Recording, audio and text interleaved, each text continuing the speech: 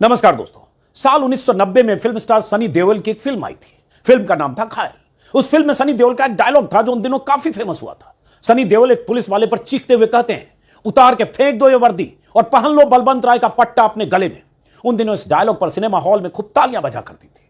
अब मैं इसी डायलॉग को अगर यूपी के पुलिस वालों को समर्पित करते हुए कहूं कि उतार के फेंक दो ये वर्दी और पहन लो भगवा रंग का पट्टा अपने गले में, तो क्या कहेंगे आप?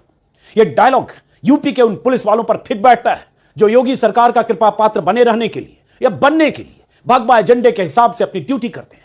पर्व त्योहार के मौके पर अपनी कार्यशैली के जरिए या अपने बयानों के जरिए यह संदेश देने की कोशिश करते हैं कि वो खाकी वर्दी में है तो क्या हुआ, वो भी हिंदू धर्म के धर्म ध्वजाधारी है।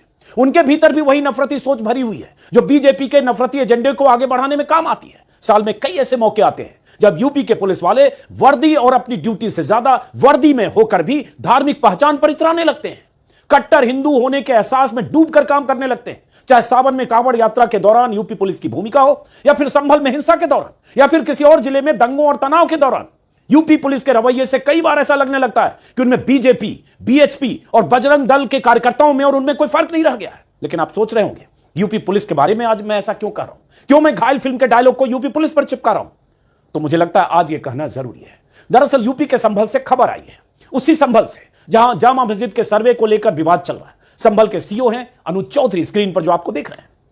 अपनी हरकतों की वजह से अनुज चौधरी काफी चर्चा में रहते हैं और कई बार सुर्खियों में आते हैं। इस बार भी सुर्खियों में आए। चैनलों पर जो डिबेट हो रही है उन डिबेट में मुख्य किरदार बन गए। उनके बयान के बचाव में बीजेपी के नेता प्रवक्ता से लेकर पूरी आईटी सेल लगी है।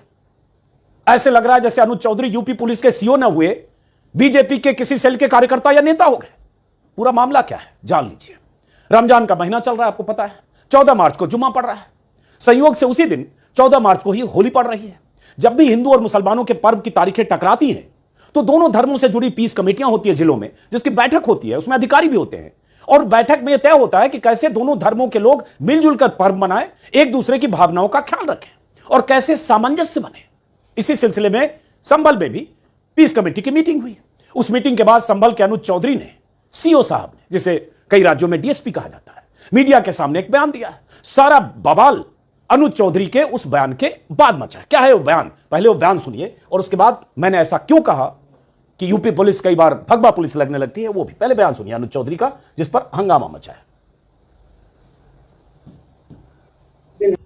जुम्मा साल में 52 बार आता है, होली साल में एक बार आती है। तो मुस्लिम समुदाय के लोगों के यदि किसी को लगता है भाई आपको होली के रंग से आपका धर्म भ्रष्ट हो जाएगा या जो भी है, तो वो उस दिन ना निकले, घर से ना निकले।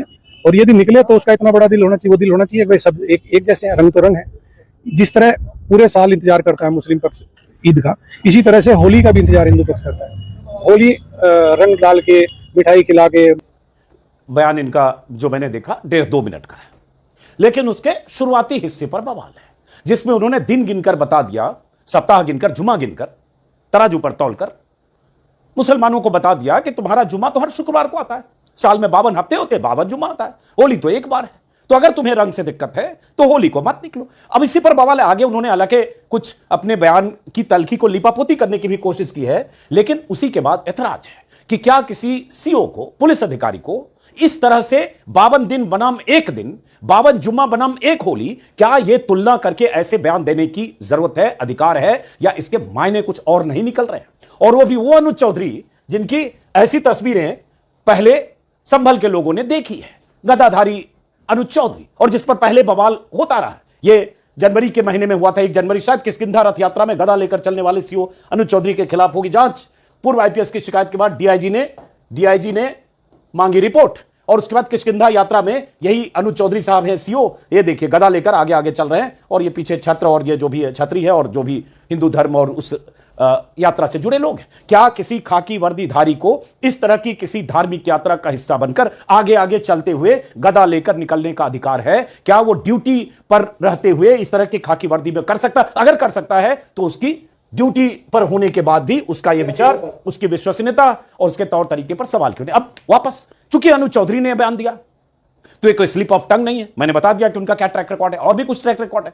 अब उन्होंने जो कहा, ये एबीपी न्यूज के हिसाब से, एबीपी न्यूज पे देखा, ये ग्राफिक चल रहा है, तो एबीपी न्यूज के हवाले से मैं ये ग्राफिक आपको दिखा रहा हूं। सौजन्य अब इसमें क्या है, उनके जो बयान है उसके मुख्य से ऑपरेटिव पार्ट जिसको कहते हैं, साल में एक बार आती है होली, जो उन्होंने कहा कि होली साल में एक बार आती है, ठीक है एक ही बार आती है, लेकिन उन्होंने गिन के कहा साल में 52 बार आता है जुमा। माने मतलब उन्होंने एक तराजू लिया और उस तराजू पर एक तरफ होली लिख दिया, रख लिया, और एक तरफ जुमा, और तौल के बता दिया एक बार आता है। अब तुम सोच लो, और उस बयान में जो एबीपी न्यूज में जो लिखा, रंग झेलने की क्षमता हो तो ही बाहर निकले। मतलब आपकी जिम्मेदारी नहीं है कि आप कैसे हुड़दंगी तत्वों को, जो हुड़दंग फैलाए, चाहे हिंदू हो चाहे मुसलमान हो, किसी भी धार्मिक यात्रा, शोभा यात्रा, किसी भी धर्म के धार्मिक आयोजन के दिन हो, आप उन हुड़दंगियों से कैसे निपटें और उनको सख्त संदेश दें, चाहे हिंदू के हुड़दंगी हो, हिंदू धर्म के चाहे मुस्लिम धर्म के, उसकी बजाय आप नसीहत और फरमान दे रहे, चेतावनी दे रहे, निकलना मत, अगर दिक्कत है तो निकलना मत, रंग तो डाल ही सकते हैं, हुड़दंग तो कर ही सकते हैं।